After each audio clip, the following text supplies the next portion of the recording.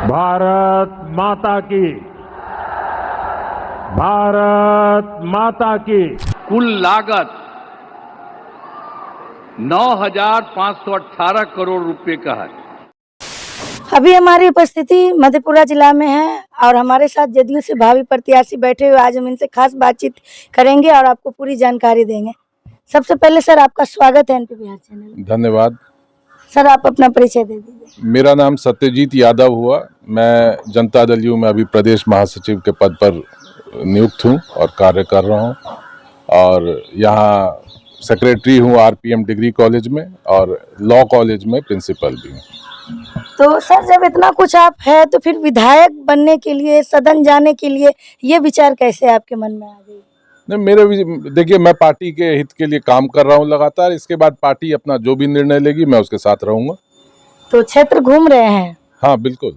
क्या रिस्पॉन्स मिल रहा है जनता का आपको? जनता का रिस्पांस देखिए, सरकार लगातार जनहित में कार्य कर रही है। इसमें कोई ये तो कोई भी देख सकता है और इसका रिस्पांस भी मिल रहा है। चाहे आपको 125 यूनिट बिजली फ्री किया है सरकार ने, चाहे सामाजिक सुरक्षा पेंशन को 1100 रुपया किया 400 से बढ़ा करके। इस तरह की बहुत से 10,000 रुपया भी दे रहे हैं महिलाओं को। 10,000 रुपया महिला उद्यमी योजना के तहत उनको दिया जा रहा है। ये बहुत से कार्य किए हैं सरकार ने जनहित में और उसका असर। विपक्ष का कहना है कि इतना दिन से क्यों नहीं किए, चुनावी लॉलीपॉप है, इसके बारे में आप क्या कहेंगे?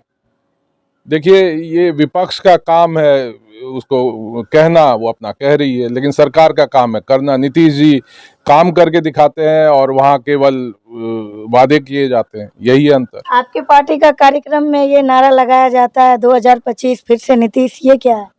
2025 में फिर से नीतीश जी आ रहे हैं, निश्चित रूप से आएंगे और एनडीए की सरकार बनेगी और फिर से डबल इंजन की सरकार बिहार को और आगे लेकर के जाएगी। आप विधायक बनिएगा तो सबसे पहले जनता के लिए क्या काम करिएगा?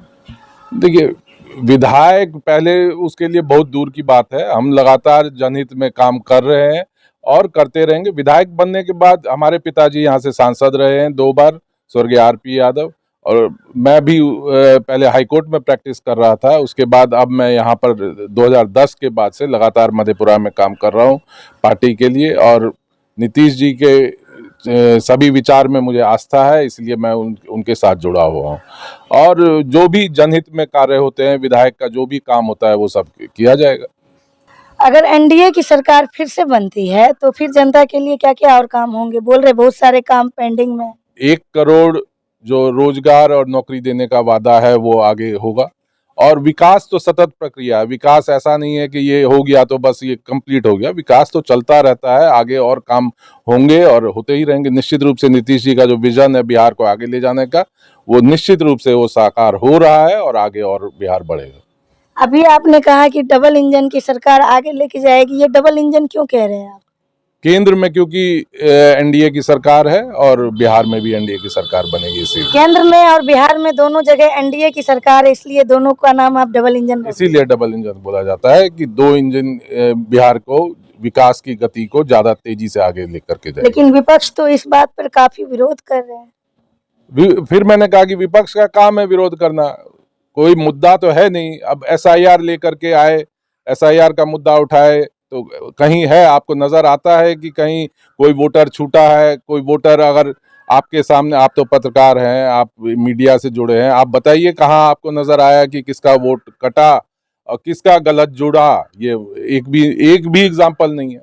अभी पलायन जो इतनी बढ़ी हुई है, बाहर जाते हैं देश के युवा और वहां से उनकी डेड बॉडी आती है, उनके लिए आप क्या कहना चाहेंगे? बाहर मतलब विदेश जाते हैं या आप क्या कह रही हैं? जैसे बाहर जाते हैं, गुजरात गए, तमिल गए, पंजाब गए, वहां से मैं एक न्यूज कवरेज की हूँ, उसमें उसको फांसी पर लटका दिया गया, पलायन करने गए थे। तो उस पे बोल रहे हैं कि सरकार ने हम लोगों को ये तक रीजन नहीं बताया कि क्यों, मतलब इनका किस तरह मृत्यु हुआ, ये पता लगाने गए तो कोई रिस्पॉन्स नहीं ले रहा है। इस पे आप क्या कहना चाहेंगे? नहीं, मुझे लगता है कि कानून अपना काम करती है और लगातार अपना काम कर रही है और कोई अगर दोषी होता है तो उसको छोड़ा नहीं जाता, बख्शा नहीं जाता है, चाहे गुजरात हो या बिहार हो। इस बार फिर से एनडीए की सरकार आएगी तो क्या लगता है आपको कि यहाँ कारखाना फैक्ट्री ये सब चीज बनेंगे? निश्चित रूप से आगे का काम यही है कि आगे और इन्वेस्टमेंट आए बिहार में। उसके लिए एक इंफ्रास्ट्रक्चर जो जरूरी था वो आज नीतीश जी ने खड़ा कर दिया है। अब निश्चित रूप से बाहर से इन्वेस्टमेंट आएगा, कारखाना सब कुछ खुलेगा। देखिए, मैं क्षेत्र घूमती हूँ और आम जनता से मिलती हूँ, पब्लिक ओपिनियन लेती हूँ। उन लोगों का बस एक ही डिमांड है कि हमारे यहाँ जो है सबसे बड़ा समस्या पलायन का है कि यहाँ एक फैक्ट्री चाहिए, हर जिले में एक फैक्ट्री चाहिए, एक इंडस्ट्री चाहिए ताकि पलायन पे काबू किया जाए। बिल्कुल, यहाँ पर नौकरी रोजगार, एक चीज आपको मैं बताता हूँ, अगर रोड बनता है कोई कहीं भी चौक चौराहे पे आप देखिए वहां पे एक मार्केट डेवलप हो जाता है, रोजगार उससे सृजन होता है। रोड बना, बिजली बना, तो आज ई रिक्शा देखिए, आज हर जगह ई रिक्शा एक यूथ जो है उससे जुड़ करके अपना कर रहे हैं। तो रोजगार तो इसी तरह से सृजन होता है, डेवलपमेंट के साथ रोजगार सृजन होता है, और नौकरी का भी वादा नीतीश जी ने किया है और निश्चित रूप से वो होगा। तो सर, मतलब एनडीए की सरकार अभी आती है तो ये सब काम हो जाएगा? बिल्कुल होना चाहिए। मतलब बदलने की जरूरी नहीं है? बदलने, एक चीज बताइए, अगर आपको कोई अल्टरनेटिव नजर आए इनसे बेहतर, तभी आप बदलने की सोच सकते हैं। क्या तेजस्वी जी अल्टरनेटिव हैं? कहीं नहीं है। उनका ना सोच है ना विजन है। एसआईआर के मुद्दे पे राहुल गांधी जो आए, जो उन्होंने प्रेस कॉन्फ्रेंस हाइड्रोजन बम ला रहे थे, क्या हुआ वो आप लोगों ने खुद ही देखा कि क्या है वो। वोट चोरी का आरोप लग रही है आपकी पार्टी पे, आप क्या कहना चाहेंगे? तो यही तो मैं कह रहा हूँ कि कहाँ वोट चोरी हो रहा है, कहीं मुद्दा है वोट चोरी?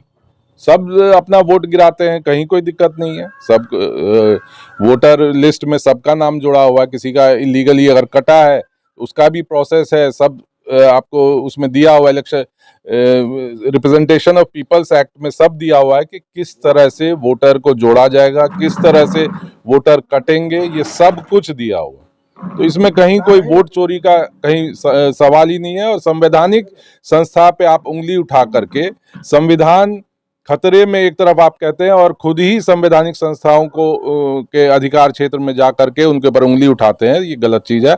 आपको कोर्ट है, सब कुछ है, अगर आपको कहीं कोई शिकायत है तो आप प्रोसेस जो है उसके थ्रू आए, लोगों को गुमराह न करें। जनता को क्या मैसेज देना चाहेंगे आप मेरे चैनल के माध्यम से? मैं सबसे पहले दुर्गा पूजा, दिवाली और छठ की सब आपके व्यूअर्स को शुभकामना देता हूं।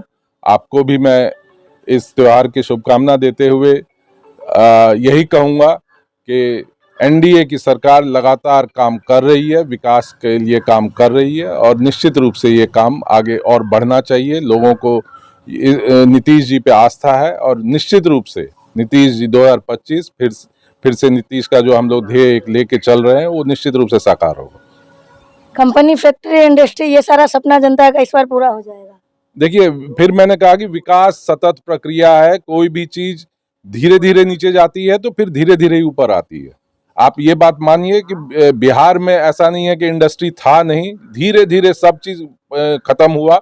चाहे चीनी उद्योग हो, चीनी मिल हुआ, ये पेपर मिल हुआ, ये सब कुछ धीरे धीरे समाप्त हुआ। तो धीरे धीरे ही होगा, ये कोई जादू की छड़ी नहीं है कि किसी ने घुमाया और हो गया। उसके लिए समय लगता है। आपने देखा कि इंफ्रास्ट्रक्चर नीतीश जी ने किस तरह से, कहां से बिहार को कहां लाए हैं, और निश्चित रूप से अब इन्वेस्टर्स का विश्वास जगा है बिहार पे, और यहाँ पर इन्वेस्टमेंट आएगा और फैक्ट्री भी लगेगा, रोजगार भी सृजन होगा और नौकरी भी आएगी। इलेक्शन में मैं यही कहूंगा कि जनता को देख करके, देखभाल करके अपना जनप्रतिनिधि चुनना चाहिए, और किसकी सरकार बने, विकास के प्रति अपना समर्पण दिखाएं। और नीतीश जी ने जो काम किया है 5 साल में, उसका उनको मेहनताना दें। मैं यही, एनडीए की सरकार फिर बनाए और बिहार को और आगे ले जाने का काम करें। मतलब जनता को आप कह रहे हैं कि एक बार और नीतीश बाबू को चांस दीजिए और देखिए कि बिहार में क्या सुधार होता है। बिल्कुल बिल्कुल। तो आप देख रहे थे दोस्तों एनपी बिहार, और सर अभी जो भी बात बोले हैं, आप लोग कितना सहमत है इन बातों से, कमेंट बॉक्स में अपनी राय दें और वीडियो को ज़्यादा से ज़्यादा शेयर करें। आप देख रहे थे एनपी बिहार, बहुत बहुत धन्यवाद।